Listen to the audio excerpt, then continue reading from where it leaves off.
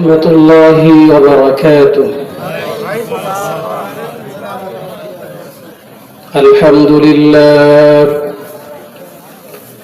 الحمد لله نحمده ونستعينه ونستغفره ونؤمن به ونتوكل عليه ونعوذ بالله من شرور أنفسنا من يهده الله فلا مضل له ومن يضلله فلا هادي له ونشهد أن لا إله إلا الله وحده لا شريك له ونشهد أن سيدنا وسندنا وحبيبنا وحبيب محبوبنا ومرشدنا ومولانا محمدا عبده ورسوله أرسله بالحق بشيرا ونذيرا وداعيا إلى الله بإذنه وسراجا منيرا أما بعد فأعوذ بالله من الشيطان الرجيم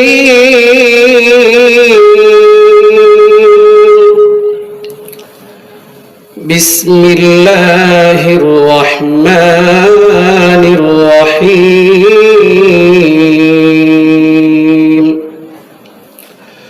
يا أيها النبي إنا أرسلناك شاهدا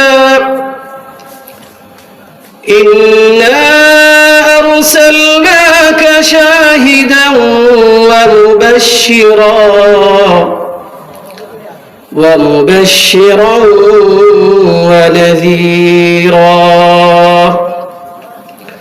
وداعيا إلى الله بإذنه وسراجا منيرا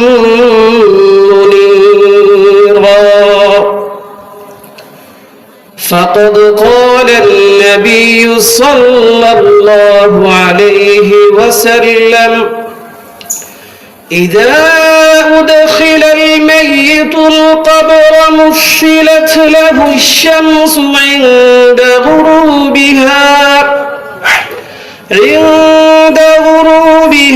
فيجلس يمسح عينيه ويقول دعوني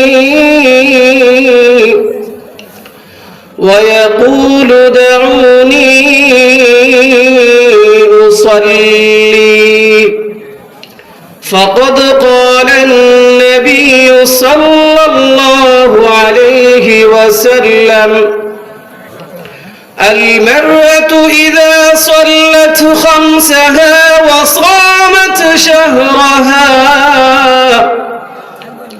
وأحصنت فرجها وأطاعت بعلها فلتدخل من أي أبواب الجنة شاءت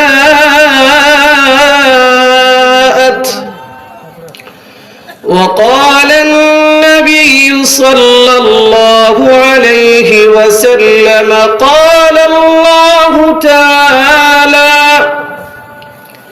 أعددت لعبادي الصالحين ما لا عين رأت ولا أذن سمعت ولا خطر على قلب بشر وقال النبي صلى الله عليه وسلم ليسلط على الكافر في قبره 99 تنينا تلهسه وتلدغه حتى تقوم الساعة لو أن تنينا منها نفخ في الأرض ما أنبتت حذرا. وقال شاعر موت كأس كل نفس شاربه موت كأس كل نفس شاربه قبر بيت كل نفس داخل محمد آكر कुफुर को मिठाया मुहम्मद ने आकर कुफुर को मिठाया कुफुर को मिटाकर सदाकत उठाया बर मुहम्मद मेरा सनम सद सलाम बर मुहम्मद मेरा सनम सद सलाम आशफिए मजरुमा यौमुल क़ियाम. وقال الله تعالى في شان حبيبه محمد صلى الله عليه وسلم إن الله وملائكته يصلون على النبي يا أيها الذين آمنوا صلوا عليه وسلموا تسليما. আমরা সকলে দরুদ ইব্রাহিম পড়ি. اللهم صل على سيدنا محمد وعلى آل سيدنا محمد كما صليت على سيدنا إبراهيم وعلى آل سيدنا إبراهيم إنك حميد مجيد. اللهم بارك على سيدنا محمد وعلى آل سيدنا محمد كما باركت على سيدنا إبراهيم وعلى آل سيدنا إبراهيم إنك حميد مجيد. بلغ العلا بكماله كشف الدرجى بجماله حسنت جميع خصاله صلوا عليه وآله يا صاحب الجمال ويا سيد البشر من وجهك المنير لقد نور القمر لا يمكن الثناء كما كان حقه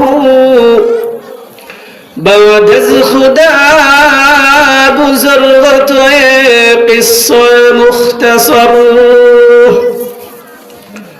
আল্লাহ রাব্বুল আলামিনের নিকট লাখ শুকরিয়া জ্ঞাপন করছি যে মহান রব্বুল আলামিন আপনাকে আমাকে যাচাই বাছাই করে এই মুহূর্তে জলসার মধ্যে বসা এবং কথা বলার মতন তৌফিক দান করেছেন। এই জন্য আমরা অন্তরের স্থল থেকে শুকরিয়া জ্ঞাপন করি, বলি আলহামদুলিল্লাহ। আমরা যে এতক্ষণ পর্যন্ত কোরআন তেলাওয়াত করলাম, নবীজির শানে দুরূদ পাঠ করেছি, আমাদের গুনাহ হয়েছে না সওয়াব হয়েছে? যারা দোকানপাটে বসে আছে, টিভি দেখতেছে অথবা কোনো মোবাইলে গেমস খেলছে, তারা কি এই সব থেকে বঞ্চিত না? বিশ্বনবী বলেন যে আমার উপরে একবার দুরূদ পড়বে, আল্লাহ রাব্বুল আলামিন তার উপরে 10টি রহমত নাজিল করেন। কয়টি? 10টি রহমত। সুবহানাল্লাহ বলেন না আস্তে বলেন, জোরে বলেন সুবহানাল্লাহ।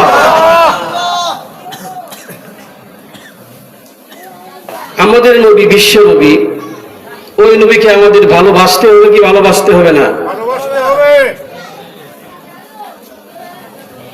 কতটুকু ভালোবাসতে হবে এটা আমার নবীজি নিজে স্কেল হিসাবে, পরিমাপ হিসাবে নিজেই বলে গিয়েছেন।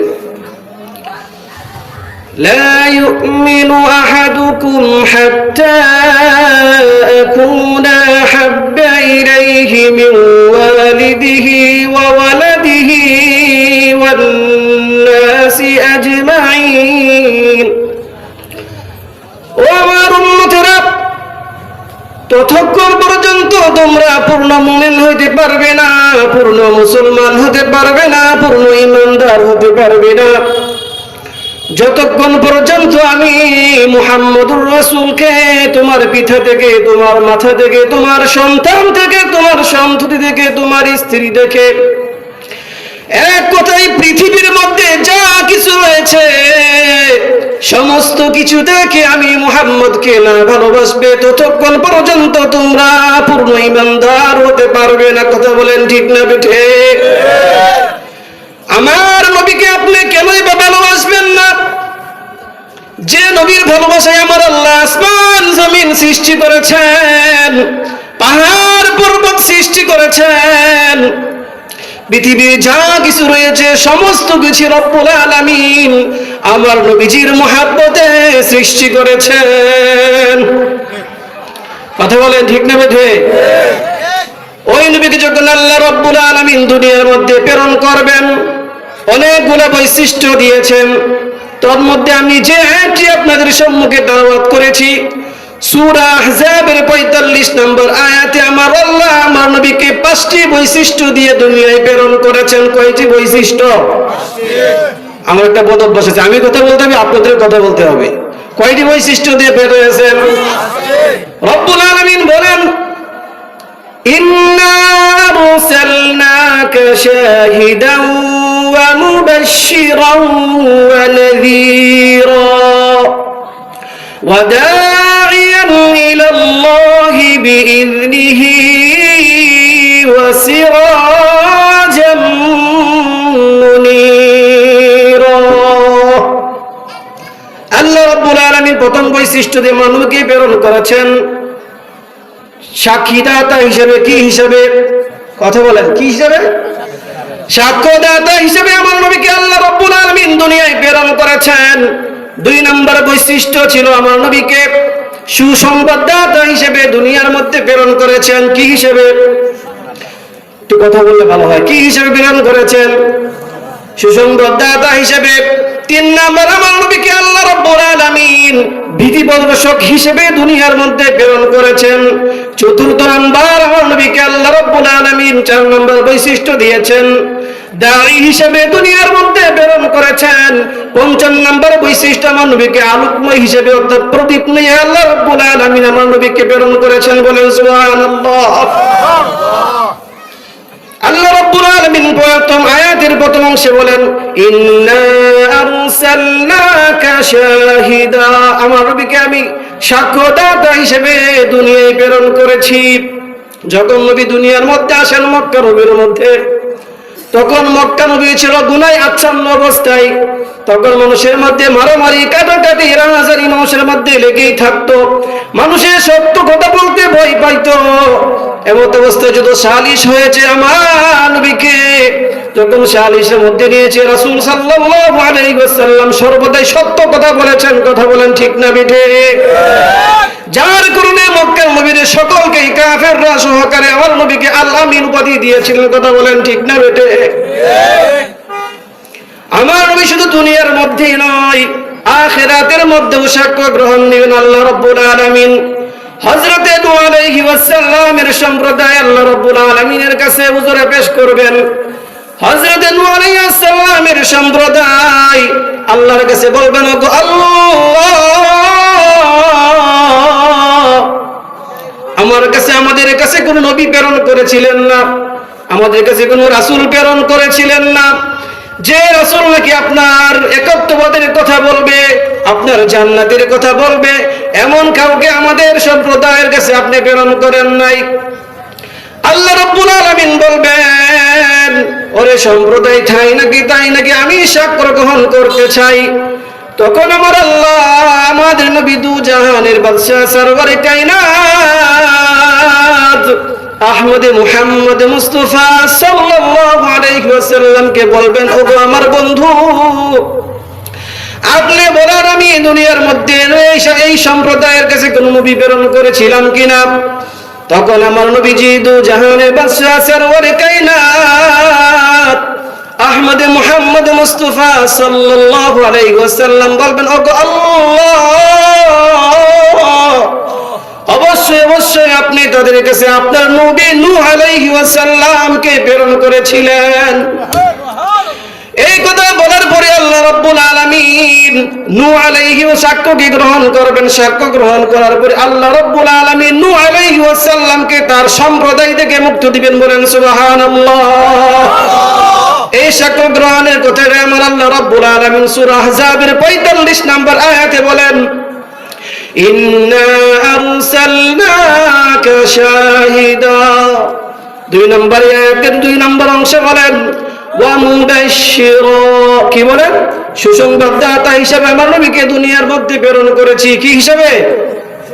সুসংবাদদাতা হিসেবে আমার নবীকে প্রেরণ করেছি। কিসের সুসংবাদ দিবেন? জান্নাতের সুসংবাদ দিবেন। আল্লাহ রাব্বুল আলামিন জান্নাতকে কত সুন্দর করে বানাইছেন, কত সুন্দর করে সুসজ্জিত করেছেন। রব্বুল আলামিন জান্নাত যে কত সুন্দর করে বানাইছেন এই সম্পর্কে মানুষদেরকে বলবে, মানুষদের কাছে সুসংবাদ দিবেন। একটা মানুষের জন্য কবরটা হবে জান্নাতের টুকরা অথবা জাহান্নামের টুকরা। আল্লাহ রাসূল বলেন, إذا أدخل الميت القبر مثلت له الشمس عند غروبها فيجلس يمسح عينيه ويقول دعوني أصلي। কখন কোন মুমিন বান্দাকে কবর রাখবে, কবর থেকে তোলা হবে, তখন সেই ব্যক্তি বলবে তাকে, আমাকে ছেড়ে দাও, আমাকে ছেড়ে দাও, আমাকে নামাজের জন্য ছেড়ে দাও। ফেরেশতারা বলবে, ওরে বান্দা, আজ তোমার নামাজের কোনো প্রয়োজন, আজ তোমাকে প্রতিদান দেওয়ার দিবস, তোমাকে উপহার দেওয়ার দিবস। তৎক্ষণাৎ উপর হাদিসের মধ্যে আল্লাহ রাসূল সাল্লাল্লাহু আলাইহি ওয়াসাল্লাম বলেন, ওয়া আবশিরু ফিল জান্নাহ। ফেরেশতারা তার জন্য জান্নাতের বিছানা বিছিয়ে দিবে, ফেরেশতারা তার জন্য জান্নাতের পোশাক পরিধান করে দিবে, ফেরেশতারা তার জন্য জান্নাতের খাবার পরিবেশন করবেন, ফেরেশতারা তার জন্য কবর থেকে জান্নাতের দিকে একটা সুড়ঙ্গ করে দিবেন। বলেন সুবহানাল্লাহ। জান্নাত যে আল্লাহ রব্বুল আলামিন কত সুন্দর করে বানাইছেন। হাফিজ ইবনুল কাইয়িম আল জাওজি রাহমাতুল্লাহি আলাইহি জান্নাতকে মানুষদেরকে উৎসাহিত করার জন্য, অনুপ্রাণিত করার জন্য জান্নাতকে এরকম করে অঙ্কন করেছেন। ও আমার দোস্ত, আমার বুজুর্গ, আমার বন্ধুরা, যদি আপনি জান্নাতের স্বাদ সম্পর্কে জিজ্ঞাসা করেন, আল্লাহ রাব্বুল আলামিন জান্নাতের স্বাদটা কি রকম করে বানাইছেন, কি দিয়ে বানাইছেন? হাফিজ ইবনুল কাইয়িম আল জাওজি রাহমাতুল্লাহি আলাইহি বলেন, ওরে শুনো, আমার আল্লাহ রাব্বুল আলামিন জান্নাতটা ছাদ বানাইছেন আল্লাহ রাব্বুল আরশের মহল্লা, বলেন সুবহানাল্লাহ। ও আমার ভাইরা, আপনি তো জিজ্ঞেস করেন জান্নাতের বালাখানাটা, বিল্ডিংটা আল্লাহ রাব্বুল আলামিন কি দিয়ে তৈরি করেছেন? আল্লাহ রাব্বুল আলামিন জান্নাতের বালাখানাটা কি দিয়ে তৈরি করেছেন? বিল্ডিংটা কি দিয়ে বানাইছেন? হাফিজ ইবনুল কাইয়িম আল জাওজি রাহমাতুল্লাহি আলাইহি বলেন, রব্বুল আলামিন জান্নাতের বালাখানাটা, জান্নাতের বিল্ডিংটা একটা স্বর্ণের ইট দ্বারাতে, একটা রূপার ইট দ্বারাতে রব্বুল আলামিন বানিয়েছেন, বলেন সুবহানাল্লাহ। ও আমার বন্ধু, আপনি তো জিজ্ঞেস করেন ওইটাকে কি দিয়ে আস্তর করা হয়েছে, ওই বিল্ডিংটা কি দিয়ে আস্তর করা হয়েছে? হাফিজ ইবনুল কাইয়িম আল জাওজি রাহমাতুল্লাহি আলাইহি বলেন, ওই বিল্ডিং এর ইটগুলো দিয়ে আস্তর করা হয়েছে মিশকে আম্বরের দাঁতে, বলেন সুবহানাল্লাহ। ও আমার ভাইরা, আপনারা যদি জিজ্ঞেস করেন জান্নাতের দরওয়াজাটা কেমন বড় হবে, হাফিজ ইবনুল কাইয়িম আল জাওজি রাহমাতুল্লাহি আলাইহি বলেন, ও আমার বন্ধুরা শুনো গো, জান্নাতের দরওয়াজাটা এমন লম্বা হবে, এমন বড় হবে, 40,000 বছরের দূরত্ব সম পরিমাণ হবে, বলেন সুবহানাল্লাহ। ও আমার দোস্ত, যদি জিজ্ঞেস করো জান্নাতের প্রশস্তটা কেমন হবে, উচ্চতাটা কেমন হবে, আল্লাহ রাব্বুল আলামিন আয়াতের শেষে বলেন, وسارعوا إلى مغفرة من ربك وجنة عرضها السماوات والأرض। আল্লাহ রাব্বুল আলামিন জান্নাতের প্রশস্ততা করেছেন আকাশ থেকে জমিন পর্যন্ত, বলেন সুবহানাল্লাহ। ও আমার বন্ধু, জিজ্ঞেস করেন জান্নাতের ছায়াটা কেমন হবে, হাফিজ ইবনুল কাইয়িম আল জাওজি রাহমাতুল্লাহি আলাইহি বলেন, জান্নাতের ছায়াটা এত লম্বা হবে, তেজিদার ঘোড়া একটা যদি 100 বছর দৌড়াইতে থাকে তারপর জান্নাতের ছায়া শেষ করতে পারবে না, বলেন সুবহানাল্লাহ। ও আমার বন্ধু, জান্নাতের মধ্যে মানুষ কখনো কালো থাকবে না, আবার খাবো থাকবে না। মানুষ কালো হইলে একজন অপরজনকে তুচ্ছ তাচ্ছিল্য করে, অথবা খাটো হইতে অপরজনে তুচ্ছ তাচ্ছিল্য করে, কি করে না? কিন্তু জান্নাতের মধ্যে আল্লাহ রাব্বুল আলামিন প্রত্যেকে এমন সুন্দর করে বানাইবেন, চন্দ্রের চাইতেও সুন্দর হবে, বলেন সুবহানাল্লাহ। ওই জান্নাতীরা জান্নাতের মধ্যে সিংহাসনের মধ্যে বসে থাকবে, এমত অবস্থায় পাখিগুলো তার উপর দিয়ে সুন্দর করে কোকিল কণ্ঠে গান গাইতে থাকবে। গান গাওয়া শোনা পর্যন্ত তা শক্তি হয়ে যাবে, তৃপ্তি হয়ে যাবে, এবং অন্তরের মধ্যে কল্পনা আসবে, জল্পনা আসবে। আর যদি পাখিগুলো এত সুন্দর করে গান গায়, পাখির গোশত কত সুন্দর হবে, কত মজাদার হবে, পাখির গোশত কত মজাদার হবে, এই কথা বলা পর্যন্ত সাথে সাথে ওই পাখিটা বুনা হয়ে তার সামনে চলে আসবে, বলেন সুবহানাল্লাহ। ওই জান্নাতে কে কে যাইতে রাজি আছেন? যদি হাত তুলে বলেন। আল্লাহ সকলকে ওই জান্নাতে যাওয়ার মতো তৌফিক দান করেন, বলেন আমিন। ওই জান্নাতের সুসংবাদ দেওয়ার জন্য রব্বুল আলামিন আমাদেরকে দুনিয়ায় প্রেরণ করেছেন। সূরা আহজাবের 2য় অংশে এই কথা 45 নম্বর আয়াতের 2য় অংশে এই কথাটাই বলেছেন, ইয়া আইয়ুহান নাবিয়্যু ইন্না আরসালনাকা শাহিদান ওয়া মুবাশশিরা। মহিলাদের জন্য, আমার পর্দার আলে মা বোনদের জন্য জান্নাতে যাবে একেবারেই সহজ, একেবারেই সহজ। মাত্র 4টি কাজ করবে, তাহলে আল্লাহর 8টি জান্নাতের দরওয়াজা তাদের জন্য খোলা থাকবে। কয়টি কাজ? আল্লাহ রাসূল বলেন, আল মারআতু ইযা সাল্লাত খামসাহা ওয়া সামাত শাহরাহা وأحصنت فرجها وأطاعت بعلها। কয়টি কাজ? 4টি কাজ। প্রথম নাম্বার কাজ হচ্ছে আল মারআতু ইযা সাল্লাত খামসাহা, 5 ওয়াক্ত নামাজ আদায় করবে। আমার মা ও বোনেরা, কয় ওয়াক্ত নামাজ? 5 ওয়াক্ত নামাজ আদায় করবে।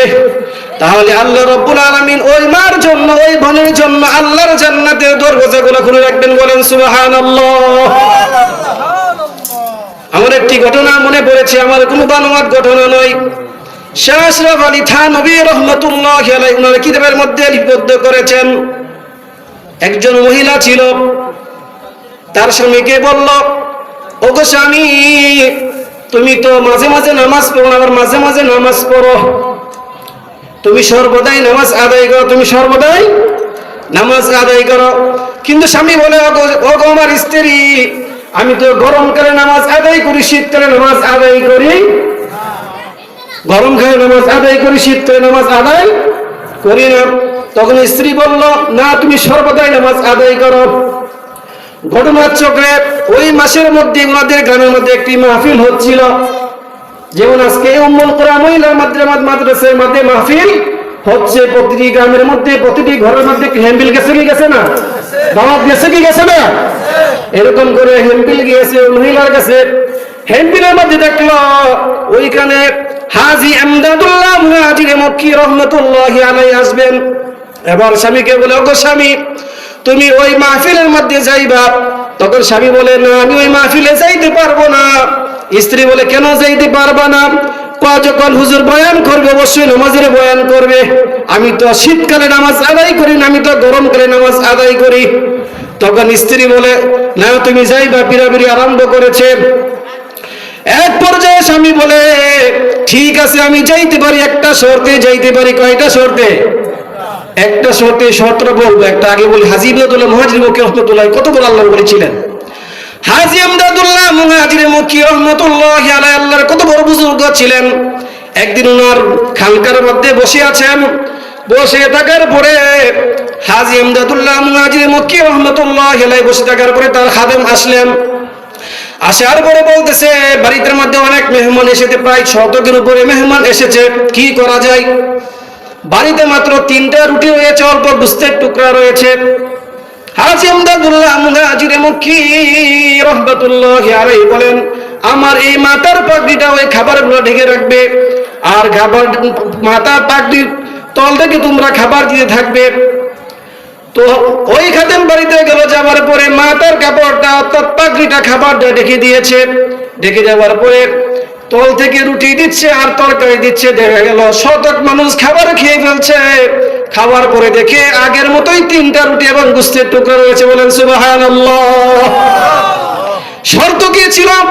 যখন হুজুর নামাজের বয়ান করবেন তখন আমি ওই মাহফিল থেকে, ওই ওয়াজ থেকে আমি উঠে চলে আসব।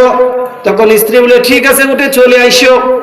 তখন চোখে ওই তারিখ আসলো। আসার পরে ওই মাহফিলের মধ্যে হাজী আমদাদুল্লাহ মুহাজিরে মক্কি রহমাতুল্লাহি আলাইহি বয়ান পেশ করতেছেন।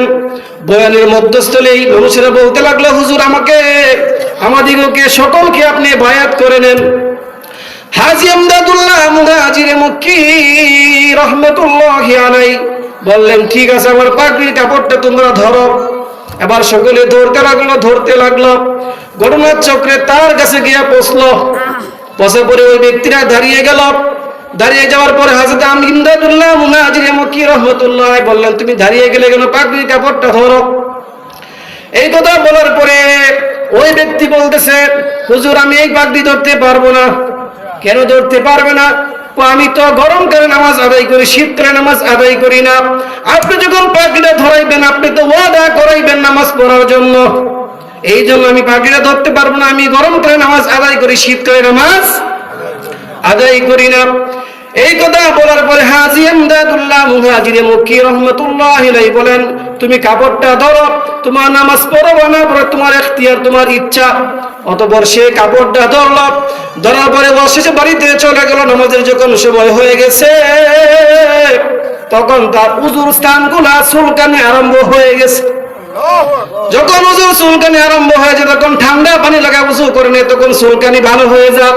এবার সেই যুবক মনে মনে ভাবে, যখন আমি উযু করে ফেলেছি তাহলে নামাজটা আদায় করে নেই।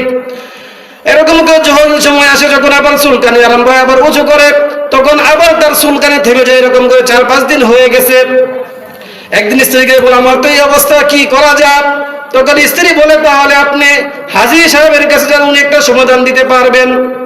তখন ওই ব্যক্তিরা হাজী আমদাদুল্লাহ মুহাজিরে মক্কি রহমাতুল্লাহি আলাইহি নিকট গেলেন। বললেন, হুজুর, আমার যখন নামাজের সময় হয় তখন চুলকানি আরম্ভ হয়ে যায়, এমন চুলকানি আরম্ভ হয়ে যায় যতক্ষণ ওযু না করি আমার চুলকানি আর থামে না। এই কথা বলার পরে তুমি একটু মুস্কি হেসে দেন। তখন বলে, ওরে বৎস, আমার যা করার ছিল, সংযোগ করা ছিল, তা করে দিয়েছে, বাকিটা আল্লাহ রাব্বুল আলামিন কবুল করে নিয়েছেন। বলেন সুবহানাল্লাহ। আমার এই কথাটা বলার উদ্দেশ্য হলো যে মেয়েটা 5 ওয়াক্ত নামাজ পড়বে, কোরআন কারীমের তেলাওয়াত করবে, তার স্বামী যদি প্রথম অবস্থায় নামাজ নাও পড়ে, দেখা যাক কিছুদিন পরে তার স্বামীটাও নামাজি হয়ে যায়। কথা বলেন ঠিক না ঠিক? এটাই বলেছেন আল্লাহ রাসূল, আল মাররাতু ইযা সাল্লাত খামসাহা, যে মহিলাটা, যে আমার মা ও বোনেরা 5 ওয়াক্ত নামাজ আদায় করবে, আল্লাহ রাব্বুল আলামিনের যে 8টি জান্নাতের দরওয়াজা তার জন্য খোলা থাকে। বলেন সুবহানাল্লাহ। 2 নম্বর, ওয়া সামাত শাহরাহা, রমজান মাসে রোজাগুলো আদায় করবে। কারণ আল্লাহ রাসূল হাদিসের মধ্যে বলেন, এক রোজার মধ্যে রমজান মাসে রোজা রাখলো, অপর রোজা পর্যন্ত তার সমস্ত গুনাহ রব্বুল আলামিন মাফ করে দিবেন, কবিরা গুনাহ ছাড়া। বলেন সুবহানাল্লাহ। 3 নম্বরে বলেন, ওয়া আহসানাত ফারজাহা, তার ফরজগুলা, নামাজ যেমন ফরজ, তার কথাগুলা মানুষের অপর পুরুষ থেকে তার হেফাজত রাখা ফরজ, তার চোখ থেকে হেফাজত রাখা ফরজ, তার চেহারাকে অপর পুরুষ থেকে ফরজ, যাকাত যেরকম ফরজ, এই ফরজটা তার জন্য এরকমই। কথা বলেন ঠিক না বে ঠিক? 4 নম্বরে আল্লাহ রাসূল বলেন, ওয়া আতাত বালাগা, একটা গুরুত্বপূর্ণ পয়েন্ট। কি বলনা? গুরুত্বপূর্ণ পয়েন্ট। আল্লাহ রাসূল বলেন, স্বামীর ইতাআত করা মহিলারা, যে মহিলা তার স্বামীর কথা মানবে, মেনে তার মৃত্যুবরণ করবে, আল্লাহ রাব্বুল আলামিন তার জন্য 8টি জান্নাতের দরওয়াজাগুলো খুলে রাখবে। বলেন সুবহানাল্লাহ। কত গুরুত্বপূর্ণ! আল্লাহ রাব্বুল আলামিন বলেন, আমি আল্লাহর পায়ে যদি সিজদা না করার জন্য বলতাম, প্রত্যেকটি মেয়েদেরকে তার স্বামীর পায়ে সিজদা করার জন্য বলতাম। আল্লাহু আকবার। যে মহিলা এই 4টা কাজ আদায় করবে, আল্লাহ রাব্বুল আলামিনের 8টি জান্নাতের দরজাগুলো খোলা থাকবে। বলেন সুবহানাল্লাহ।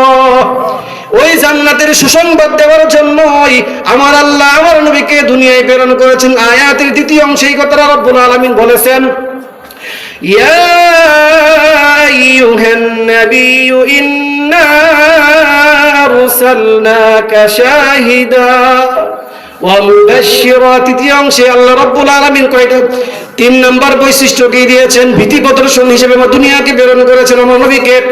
কিসের ভীতি প্রদর্শন করবে? কবরের ভীতি প্রদর্শন করবে, কবরের আযাব সম্পর্কে মানুষদেরকে বলবে, আখিরাতের ভীতি প্রদর্শন করবে, ফুলসিরাতের ভীতি প্রদর্শন করবে, কবরের মধ্যে কেমন আযাব হবে সেই বিষয়ে মানুষদেরকে জানাইবে। এখন মানুষ এমন হয়ে গেছে, কবরের কোনো চিন্তা নাই, আখিরাতের কোনো চিন্তা নাই, ফুলসিরাতের কোনো চিন্তা নাই, মানুষের দুনিয়া নিকে ভরে আছে। কথা বলেন ঠিক না বে ঠিক? এই বছর যদি 50 মণ দান হয়ে থাকে, আগামী বছর 100 মণ কেউ মারা গেছে, এই চিন্তায় মানুষ থাকে না? থাকে না? ধাম দিয়ে একটা বাড়ি করতে পেরেছি, ঈশ্বরগঞ্জে একটি বাড়ি করা যায় কিনা, সেই চিন্তায় থাকে কি থাকে না? এরকম এক যুবক আল্লাহর ওলি নিজামুদ্দিন আউলিয়া রাহমাতুল্লাহি আলাইহি নিকট গিয়ে বললেন, হুজুর আমার অনেকগুলা পেরেশানি আছে, আপনি আমার জন্য আল্লাহ রাব্বুল আলামিনের নিকট দোয়া করেন, যাতে করে আমার সমস্ত পেরেশানিগুলো দূর হয়ে যায়। নিজামুদ্দিন আউলিয়া রাহমাতুল্লাহি আলাইহি বলেন, ওরে বাবারে, আমার 4টি পেরেশানি আছে, যে পেরেশানির কারণে সর্বদাই কিন কর্তব্য বিমূঢ় হয়ে থাকে আমি। যুবকটা মনে মনে ভাবে, আমরা দুনিয়ামুখী, আমাদের পেরেশানি থাকতে পারে।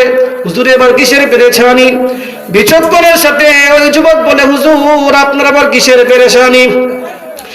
নিজামুদ্দিন আউলিয়া রাহমাতুল্লাহি আলাইহি বলেন, ওরে যুবক, তুমি কি শুনতে চাও আমার পেরেশানির কথা? বলল, অবশ্যই শুনতে চাই। নিজামুদ্দিন আউলিয়া রাহমাতুল্লাহি আলাইহি বলেন, ওরে যুবক শুনো, আমার প্রথম পেরেশানি হচ্ছে, কিতাবের মধ্যে এসেছে, যখন মানুষ তার মায়ের গর্ভের মধ্যে আসে, তখন সেই সন্তানটা নেককার হয় নাকি বদকার হয়, আল্লাহ রাব্বুল আলামিন লিপিবদ্ধ করে রাখেন, লিখে রাখেন। ওরে যুবক, আমি নিজামুদ্দিন আউলিয়া, আমার জানা নাই যখন আমি আমার মায়ের গর্ভে ছিলাম, আমি নেককার হিসেবে ছিলাম নাকি বদকার হিসেবে ছিলাম, এই জন্য আমি সর্বদা কিন কর্তব্য বিমূঢ় হয়ে থাকি। যুবক বলে, আপনার 2য় পেরেশানি কি? নিজামুদ্দিন আউলিয়া রাহমাতুল্লাহি আলাইহি বলেন, ওরে যুবক, আমার 2য় নাম্বার পেরেশানির কথা শুনো। কিতাবের মধ্যে এসেছে, মানুষ যখন মৃত্যুবরণ করে, তখন যদি সে জান্নাতি হয়, তার রূহটা ইল্লিয়িনের মধ্যে চলে যায়। আর যদি সেই ব্যক্তিটা জাহান্নামী হয়, তার রূহটা সিজ্জিনের মধ্যে চলে যায়। ওরে যুবক, আমার এই কথাটা জানা নাই। আমি যখন মৃত্যুবরণ করবাম, আমার রূহটা ইল্লিয়িনের মধ্যে থাকবে নাকি সিজ্জিনের মধ্যে থাকবে? এই জন্য আমি সর্বদাই কিন কর্তব্য বিমূঢ় হয়ে থাকি। ওরে যুবক, আমার 3 নম্বর পেরেশানি কথা শুনো। কিতাবের মধ্যে এসেছে, যখন কোন ব্যক্তি কাল কিয়ামতের দিন যে ব্যক্তিরা জান্নাতে হবে, তার আমলনামাটা ডান হাতের মধ্যে দিবে। আর যদি ব্যক্তিরা জাহান্নামী হয়, তাহলে তার আমলনামাটা এই দিক দিয়ে ঢুকাইয়া বাম দিকের মধ্যে দিবে। ওরে যুবক, আমার এই কথাটা জানা নাই, কাল কিয়ামতের দিন রব্বুল আলামিন আমাকে আমলনামাটা ডান হাতের মধ্যে দিবে নাকি বাম হাতের মধ্যে দিবে? আমার আমলনামাটা ডান হাতের মধ্যে দিবে নাকি বাম হাতের মধ্যে নিয়ে, এই চিন্তায় সর্বদা আমি কিন কর্তব্য বিমূঢ় হয়ে থাকি। ওরে যুবক, আমার 4 নম্বর পেরেশানি হচ্ছে, কিতাবের মধ্যে এসেছে,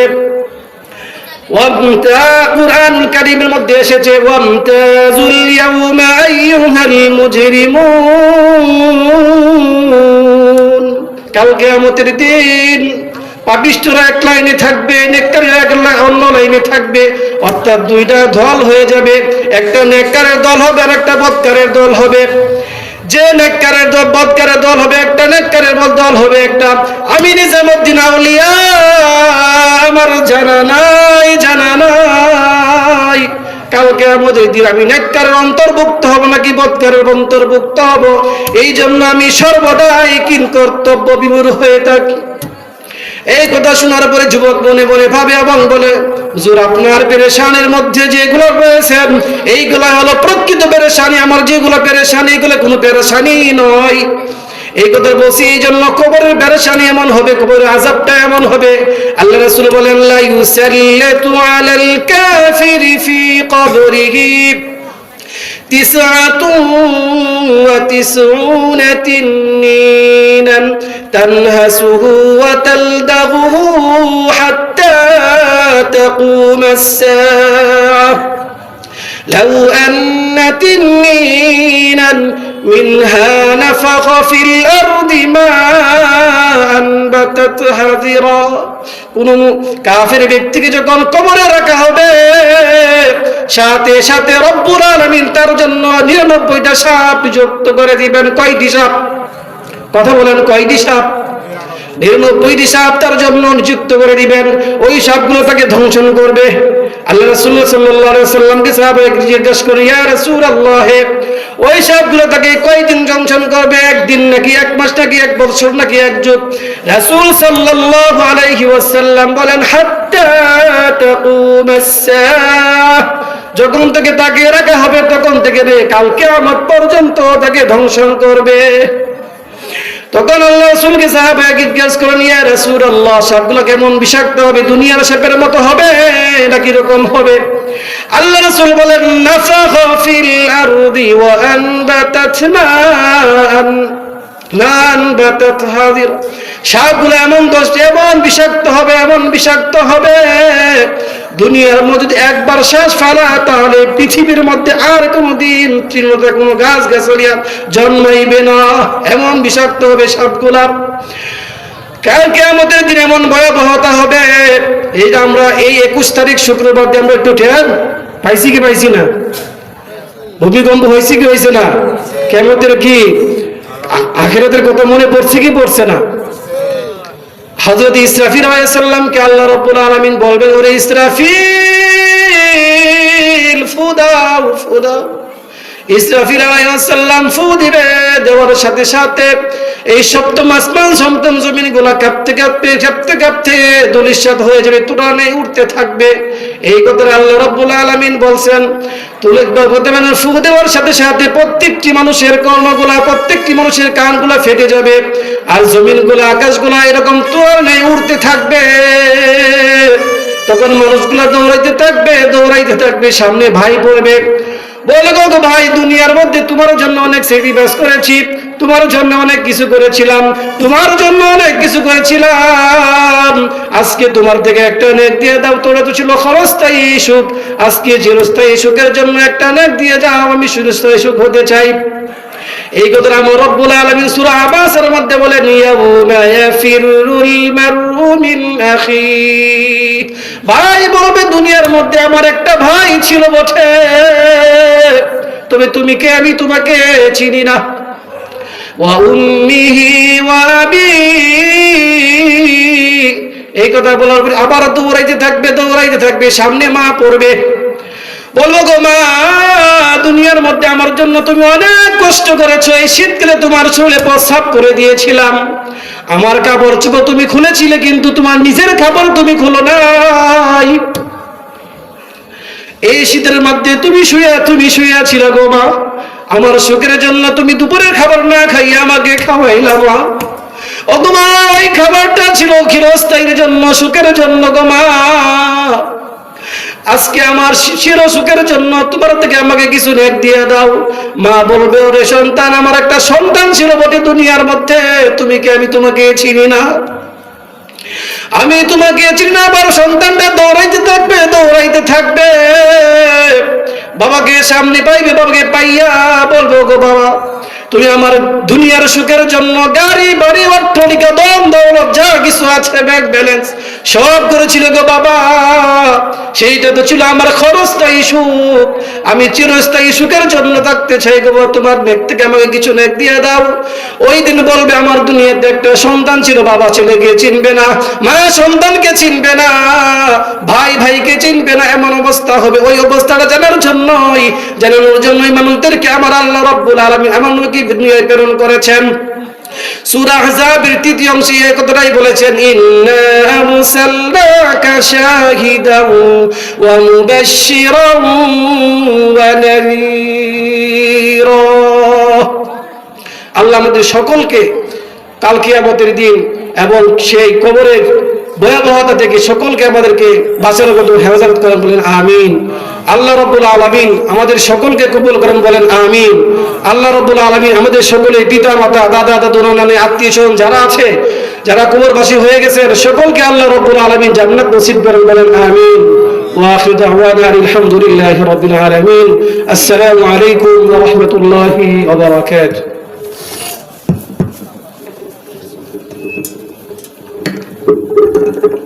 আলহামদুলিল্লাহ, হযরত অত্যন্ত গুরুত্বপূর্ণ আলোচনা করছিলেন। আল্লাহ তাআলা আমাদের সকলকে এই কথার উপর আমল করার তৌফিক দান করুন। এই পর্যায়ে আপনাদের সম্মুখে গুরুত্বপূর্ণ নসিহা পেশ করবেন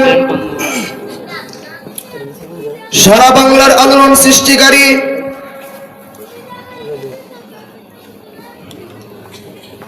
উদীয়মান তরুণ বক্তা হাফেজ কারি হযরত মাওলানা আব্দুল আহাদ মাহমুদী সাহেব দামাত বারাকাতুহু, শিক্ষা সচিব জামিয়া কাসিমুল উলুম মাদ্রাসা গাজীপুর। আমি হযরতকে হযরতের মূল্যবান নসিহা পেশ করার জন্য সবিনয়ে অনুরোধ করছি।